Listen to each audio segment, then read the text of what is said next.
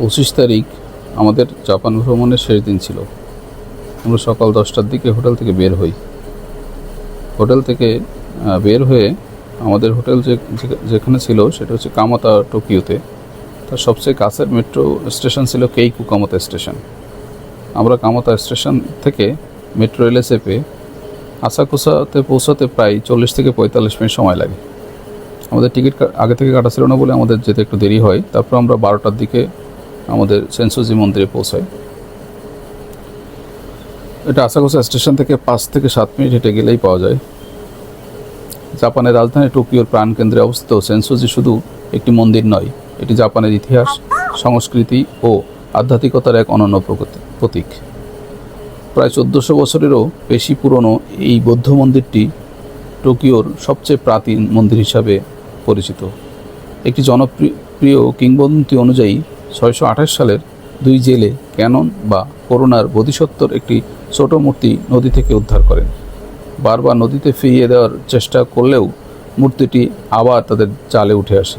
এটিকেই অলৌকিক ঘটনা মনে করে সেই স্থানেই একটি মন্দির প্রতিষ্ঠা করা হয়, যা পরবর্তীতে সেনসোজি নামে পরিচিত।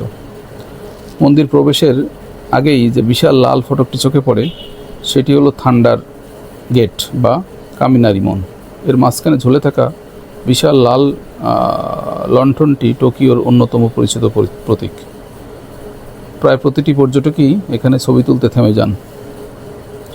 কামিনারি মন পেরোলেই শুরু হয় নাকামিসে শপিং স্ট্রিট। কয়েকশো বছরের ইতিহাস বহনকারী এই রাস্তার দুপাশে সারি সারি ছোট দোকান। এখানে ঐতিহ্যবাহী জাপানি মিষ্টি, গ্রিন টি, কিমোনো, হাত পাখা, সোভেনির সহ নানা ধরনের জিনিস পাওয়া যায়।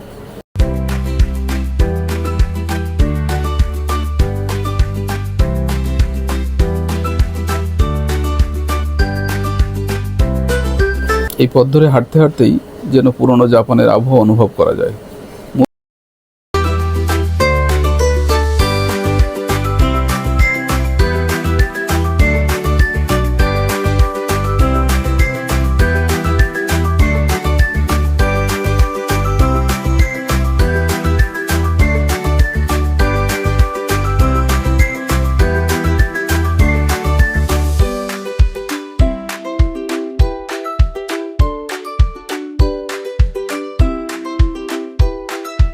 এখানে রাস্তার দুই পাশে প্রায় শত শত দোকান।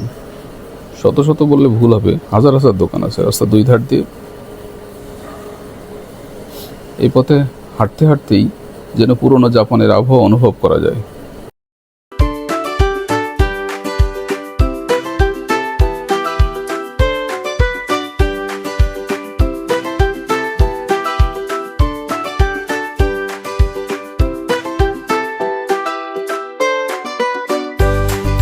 রাস্তায় আসলে ভিজিটর অনেক বেশি ছিল, যার কারণে রাস্তা হাঁটতে বেশ দেরি হচ্ছিল। তারপর আমরা আস্তে আস্তে হাঁটতে হাঁটতে সামনের দিকে এগোতে থাকি, মূল মন্দিরের দিকে যেতে থাকি।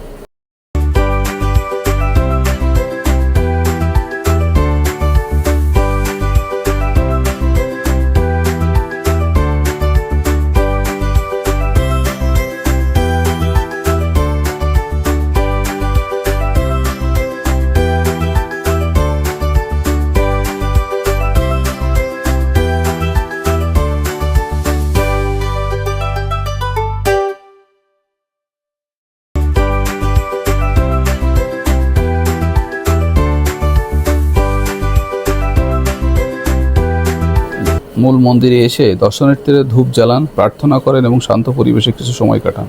অনেকে বিশ্বাস করেন ধূপের ধোঁয়া শরীরে যে অংশে লাগানো হয় সে অংশের জন্য তা সৌভাগ্য ও সুস্বাস্থ্যের প্রতীক হিসাবে বহন করে।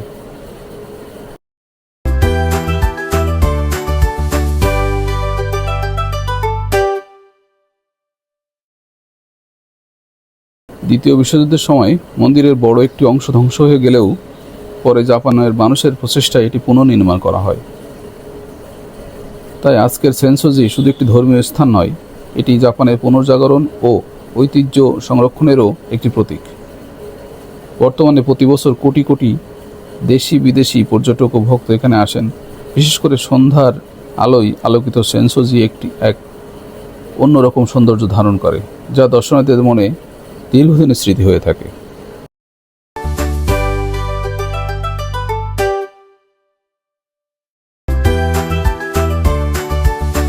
আমরা এখানে প্রায় ঘন্টাখানিকের মতো ছিলাম, মন্দির উপভোগ করেছি।